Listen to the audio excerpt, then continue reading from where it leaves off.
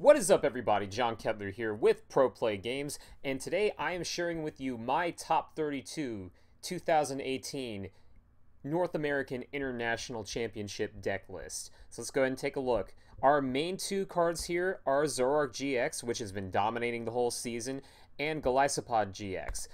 If you've seen this channel before, and if you haven't been under a rock all year, basically Trading is amazing ability. It's letting you draw cards. Riotous Beating is letting you deal a lot of damage. It's one of the best cards in ages, and no surprise that it ended up winning the whole tournament. Unfortunately, not with my hands, but I made it pretty deep in the run, thanks in part to Zoroark, but also thanks in part to the second partner, Golisopod GX. It offers a little bit of type coverage. You know, Zoroark is weak to fighting. Grass helps with that when the opponent has something that's weak to grass that's fighting. You also have other attackers that can handle fighting Pokemon that are weak to Psychic, but Golisopod, at any rate, is our main attacker aside from Zoroark, where we're dealing very efficient damage with basic energy.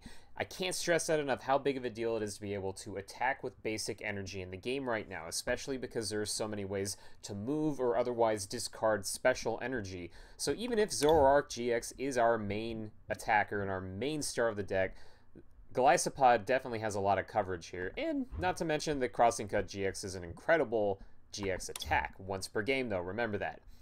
And as our tertiary third attacker, we have a couple copies of Mew EX. Like I was saying earlier, we need some type coverage for Zoroark when it's up against something that it's weak to. So we run a couple copies of Mew EX, use Versatile, which copies any attack on the board, including our own Zoroark GX's Riotous Beating, and beat Buzzwole into oblivion. Alright, so now let's also go ahead and take a look at a couple of our more interesting single copy inclusions. One card that I ran that was generally unhelpful in the matchups where I didn't need it, but crucial in the matchups where I did need it, was Oranguru, where Oranguru lets you take a look at 3 cards from your discard pile and put them on the bottom of your deck in any order with resource management. Now, you may be wondering, how is that good with this deck? Well, what we do with Zoroark here is we're constantly drawing cards, right? And sometimes we have to discard cards we would otherwise want to keep. Well, Oranguru helps fix that with resource management, and in addition to that, we can also get to reuse very important utility cards, which we'll discuss later on. This was crucial not only against mill decks to discard your deck in order to win, but it was also very crucial against decks that relied on energy denial. Definitely, I'd say that without Oranguru, I probably would have lost at least about 2 matches on the whole weekend. We also run a copy of Tapu Koko as a free retreater throughout the whole game. Notice that we have only 2 copies of Wimpod. Most lists run 3 copies, but that's where the 3rd copy went to, this Tapu Koko. Lets you spread damage on your opponent's Pokemon, put a lot of things in range for later knockouts. That's a big deal against the mirror, and so I decided to run a copy for that reason. We also run several copies of Tapu Lele GX.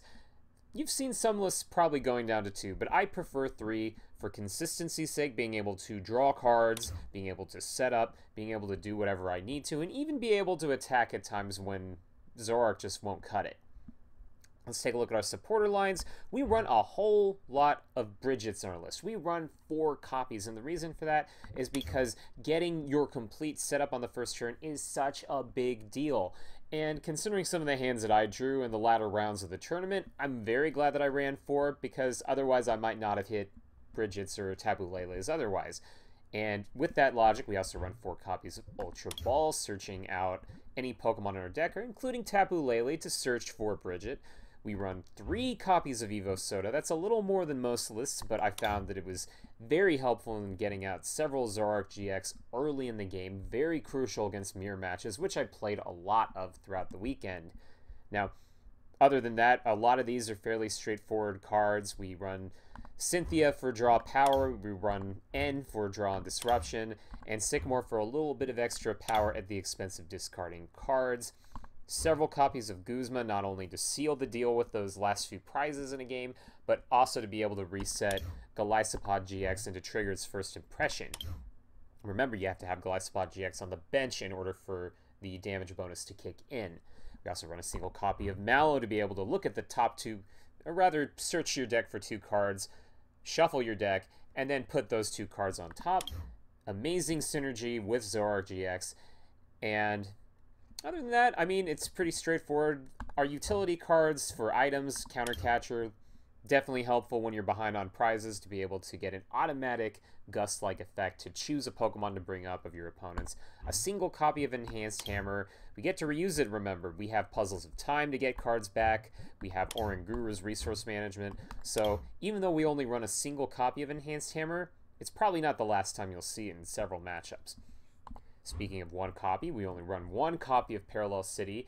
If you were seeing the lead up to the international tournaments, you probably saw a lot of lists only, or actually running more than one, probably even more than two copies. I decided I only needed one, and that was because of crucial moments like being able to discard low HP Pokemon on my bench, like Muse or damaged Pokemon or what have you. But also because generally I found that I only really needed one. I mean, as long as you have the resource, you can extend its life as long as you can. I only ran a couple field blowers, partially because of Oranguru, and as a matter of fact, that was my final cut before the tournament, just an hour or so before it started, was cutting a third field blower for this Oranguru. I had a little bit of trouble against Buzzwole Garbodor in the latter rounds, but not because of these lower copies of field blowers. So 2 was fine. They worked through pretty much the whole tournament. I never really felt like I needed more. Now let's go ahead and talk a bit about some of the matchups that I encountered. I basically played everything under the sun. I played against mirror matches, which I mostly did really well against. I don't think I dropped a match against mirror.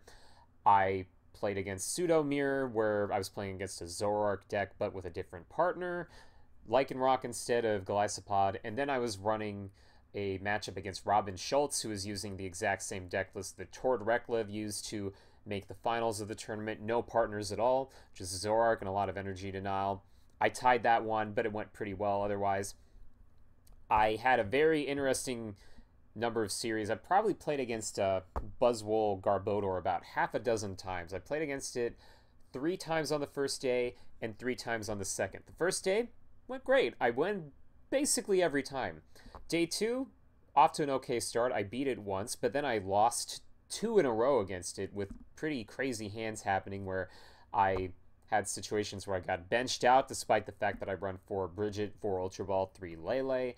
But I would also have pretty awful hands where I had to use a single copy of Puzzle of Time, remember it has 2 effects, to try to dig out of a bad hand, but no luck. I played against Malamar, and for the most part, Malamar went like a piece of cake. Although there were a couple players, including Chris Fulop, a previous national champion, who made me go to a tie. But other than that, it was mostly an okay matchup. Unfortunately, though, rather fortunately for me, I should say, I didn't go up against any Marshadow GX techs to exploit that fighting weakness on Zoroark GX. And other than that, I played against a couple frustrating attrition decks, mill decks, one of which was actually a Gumi mill deck at the beginning of the tournament, where it has an ability that basically makes every Pokemon's attack costs +1 of my own.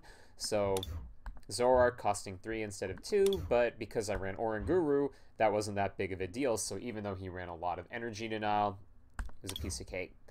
And finally, I played against a Hoopa lock deck, a Hoopa attrition deck, I should say, where basically it's just about attacking and being aggressive with the card Hoopa from Shining Legends, which has an ability that makes it impervious, makes it invulnerable to all these GX and EX Pokemon. So Mew, Golisopod, Zoroark, Lele, all no-sell against Hoopa. So I had to pull basically everything out of the works in order to be able to beat this matchup. And again, Oranguru was a very, very big deal for me. So before I let y'all go, I should give a couple impressions about how I think the deck will do for Celestial Storm and Worlds. Since Rayquaza GX is going to be a very powerful, influential card in my opinion, and that card in turn has 180 HP, having something that can hit that perfect amount of damage is essential. And so Golisopod GX is going to remain relevant in my opinion. I'm not personally sure if I will use this again if I get to go to the World Championships. I will say I was able to secure my invitation at the North American International Championships by making Day 2. Not sure yet if I can go, but I really hope that I can. give the team a little bit of extra representation and maybe bring home a title. So, at any rate, thanks a lot for watching, and best of luck.